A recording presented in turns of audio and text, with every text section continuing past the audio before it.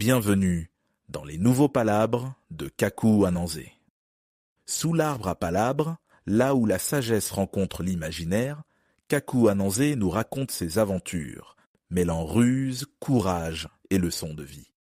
Plongez dans l'univers des contes africains et découvrez l'héritage vivant de nos traditions. Écoutons ensemble l'histoire du jour.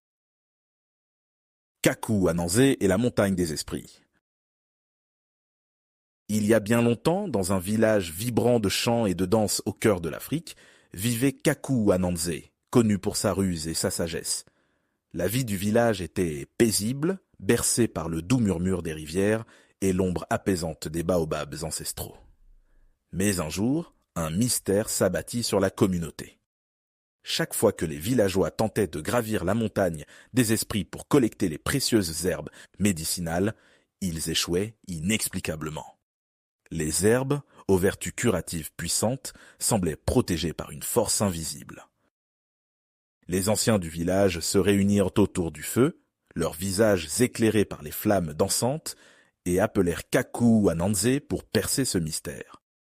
Kakou, avec ses yeux pétillants de malice, accepta la mission.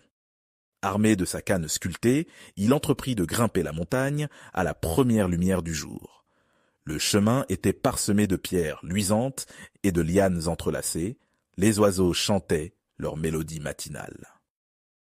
À chaque tentative de cueillir les herbes, un vent mystérieux soufflait, dispersant les plantes comme par magie. Kakou observa ce phénomène pendant plusieurs jours. Il réalisa que la montagne était habitée par de sages esprits qui veillaient sur les trésors naturels. Plutôt que de brusquer les esprits, Kakou décida de s'installer au pied de la montagne, observant patiemment le va-et-vient du vent, les mouvements des animaux et le chant des esprits. Après une semaine de patience et d'écoute, Kakou entra en contact avec un espiègle petit esprit sous forme d'un caméléon coloré. L'esprit, curieux et facétieux, se présenta. « Je suis Mbok, gardien de la montagne des esprits. Que cherches-tu, Kakou Ananzé ?» Kakou répondit avec respect. « Ô noble Mbok, je suis venu chercher la sagesse que cachent vos herbes, pour soulager mon peuple. » Amusé par la patience de Kakou, Mbok s'émerveilla. « Tu as su attendre et écouter, qualité rare chez les hommes pressés, » dit-il en changeant de couleur pour révéler son approbation. En récompense, Mbok dévoila à Kakou le secret de la cueillette. Il fallait offrir une danse en hommage aux esprits avant de toucher les plantes. La nouvelle fut acclamée dans le village.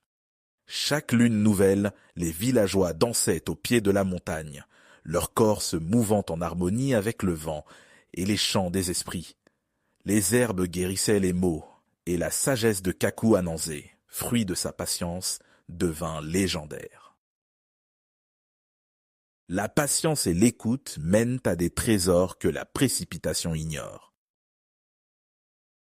Cette histoire de Kakou Ananzé enseigne la valeur de la patience et de l'observation dans notre recherche de solutions aux défis. En prenant le temps d'écouter et de comprendre le monde qui nous entoure, nous ouvrons la voie à des découvertes qui vont au-delà de l'impatience et de la superficialité. La patience est ici représentée comme une vertu qui permet de respecter le rythme naturel des choses et d'établir une connexion profonde avec les forces invisibles qui régissent notre environnement.